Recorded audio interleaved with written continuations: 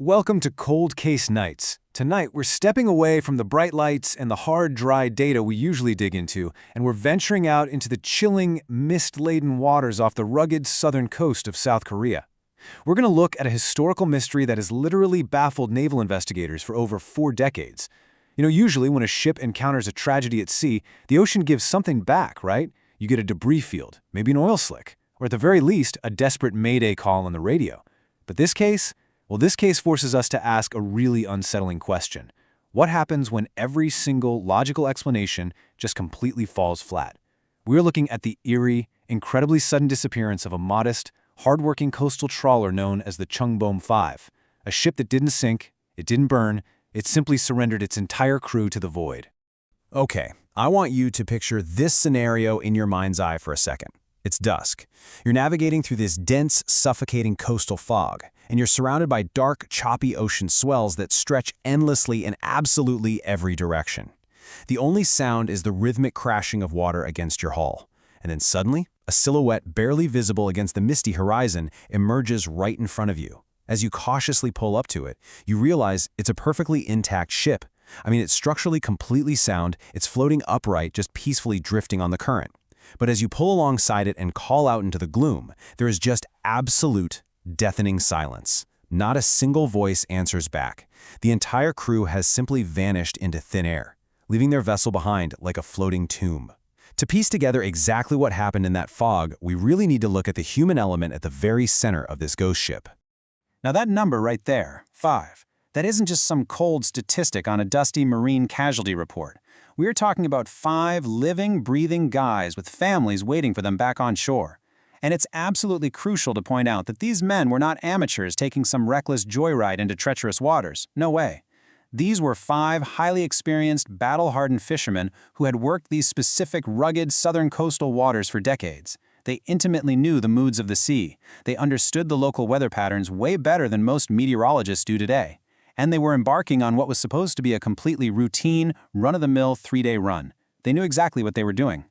For men with this level of expertise to make a fatal amateur mistake that wipes every single one of them out simultaneously, it's highly, highly improbable, which honestly makes their complete disappearance all the more terrifying. So, to truly understand the sheer scale of this mystery, we have to ground it in the facts. Let's look at the timeline. In October of 1980, the regional weather was misty, sure, but it was entirely stable. There was absolutely nothing that would threaten a sturdy trawler. At exactly 6 p.m., the crew makes a routine departure radio call to the Port Authority. It was completely normal, there was no panic, no mechanical issues reported, just a standard, hey, we're heading out, check in. But that ordinary, unremarkable transmission was the last time anyone ever heard their voices. When the vessel didn't return on its scheduled date, their families obviously raised the alarm, and a massive, frantic naval search was launched up and down the entire coastline. For 4 agonizing days, they found absolutely nothing. Then, finally, on the 4th day, the search party spots the Chongbom 5.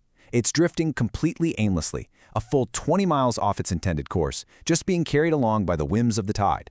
For anyone out there familiar with maritime history, the parallels here are going to feel absolutely chilling. The Chongbom 5 is for sure modern history's equivalent to the legendary Mary Celeste.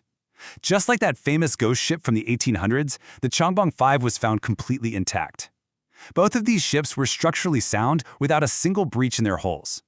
Both were found floating peacefully on the surface of the ocean as if nothing was wrong at all, and both were entirely, bafflingly deserted. But unlike the Mary Celeste, which was a product of the age of sail, the Chongbom 5 gives us a much more modern, mechanical set of clues to look at. It really forces us to confront how, even with heavy diesel engines and modern radios, the sea can still just swallow people whole without a whisper. When naval investigators finally boarded the drifting vessel, what they found, or actually scratch that, what they didn't find, was overwhelming. The psychological weight of this pristine crime scene is just massive. Think about standard emergency protocols for a second. If a ship is going down, you're going to deploy the lifeboats, right? But here, the lifeboats were still securely strapped to their davits, completely untouched. Okay, so what if they voluntarily abandoned the ship for some reason? Well, they would undoubtedly take their heavy weather gear and survival equipment, yet their personal belongings were neatly folded and sitting completely untouched in their bunks.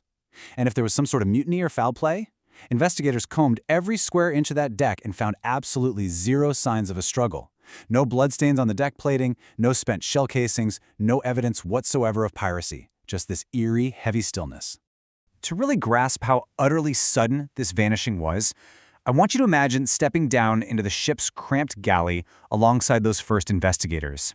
The scene they walked into was literally a freezing of time. Down there, on a small wooden table, sat bowls of half-eaten rice with wooden chopsticks resting carelessly across the brims.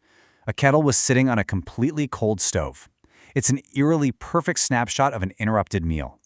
This was definitely not some slow-rolling disaster where the crew had hours to prepare for the worst. Whatever happened, happened in the blink of an eye.